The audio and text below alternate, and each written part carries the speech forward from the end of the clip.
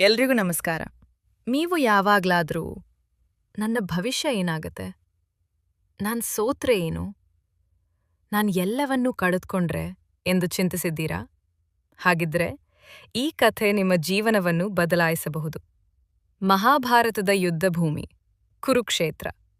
2 ಮಹಾಸೇನೆಗಳು ಯುದ್ಧಕ್ಕೆ ಸಿದ್ಧವಾಗಿದ್ದವು. ಅದೇ ಸಮಯದಲ್ಲಿ ಅರ್ಜುನನು ತನ್ನ ಎದುರು ನಿಂತಿದ್ದವರನ್ನು ನೋಡಿದ. ಅವರು ಶತ್ರುಗಳಲ್ಲ, ತನ್ನ ಗುರುಗಳು, ತನ್ನ ಬಂಧುಗಳು, ತನ್ನ ಸ್ನೇಹಿತರು. ಅರ್ಜುನನ ಕೈಯಲ್ಲಿದ್ದ ಗಾಂಡೀವ ನೆಲಕ್ಕೆ ಜಾರಿತು. ಅವನ ಮನಸ್ಸು ಗೊಂದಲದಿಂದ ತುಂಬಿತು. ಆಗ ಶ್ರೀಕೃಷ್ಣನು ಒಂದು ಪ್ರಶ್ನೆ ಕೇಳಲಿಲ್ಲ.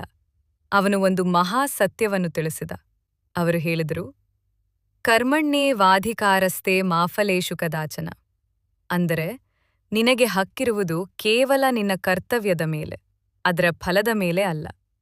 ಶ್ರೀಕೃಷ್ಣನು ಹೇಳಿದ್ದು, ನೀನು ನಿನ್ನ ಕೆಲಸವನ್ನು ಪ್ರಾಮಾಣಿಕವಾಗಿ ಮಾಡು, ಫಲದ ಬಗ್ಗೆ ಅತಿಯಾಗಿ ಚಿಂತಿಸಬೇಡ. ಏಕೆಂದರೆ ಫಲವು ಅನೇಕ ಕಾರಣಗಳಿಂದ ನಿರ್ಧಾರವಾಗುತ್ತದೆ. ಆದರೆ ನಿನ್ನ ಪ್ರಯತ್ನ ಮಾತ್ರ ನಿನ್ನ ಕೈಯಲ್ಲಿದೆ. ನಾವು ಜೀವನದಲ್ಲಿ ಮಾಡುವ ದೊಡ್ಡ ತಪ್ಪೇನು ಗೊತ್ತೇ? ಕೆಲಸ ಮಾಡುವುದಕ್ಕಿಂತ ಅದರ ಫಲದ ಬಗ್ಗೆ ಹೆಚ್ಚು ಚಿಂತಿಸುತ್ತೇವೆ. ಅದೇ ಚಿಂತೆ ಭಯವಾಗಿ ಬದಲಾಗುತ್ತದೆ. ಭಯ ನಮ್ಮ ಆತ್ಮವಿಶ್ವಾಸವನ್ನ ಕಡಿಮೆ ಮಾಡ್ತದೆ. ಭಗವದ್ಗೀತೆ ಹೇಳೋದು ಒಂದೇ, ಇಂದಿನ ಕೆಲಸವನ್ನ ಅತ್ಯುತ್ತಮವಾಗಿ ಮಾಡು, ನಾಳೆಯ ಫಲವನ್ನ ಕಾಲಕ್ಕೆ ಬಿಡು.